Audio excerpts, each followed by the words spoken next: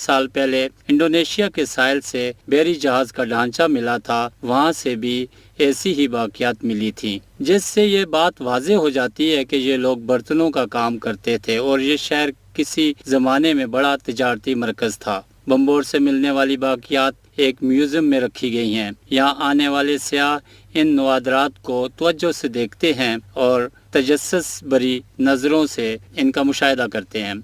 मुहक्किकीन के मुताबिक यहाँ पर 5वीं सदी ईस्वी से 9वीं सदी ईस्वी तक की आबादी के निशानात हैं। ज़ेरे आब शहर से पक्की गलियाँ और कारखाने भी बरामद हुए हैं। जानवरों की हड्डियाँ बताती हैं कि यहाँ बड़े जानवरों की हड्डियों से चूड़ियाँ, कंघियाँ और दीगर ज़ेवरात बनाए जाते थे। ज़रिए आलात भी नामुकम्मल और टूटे हुए ले हैं, जिससे अंदाज़ा होता है कि यहाँ तैयार करदा मसनूआत को जहाँ जाना था वहाँ चली गई होंगी। कदीम शहर के बारे में ये राय आम है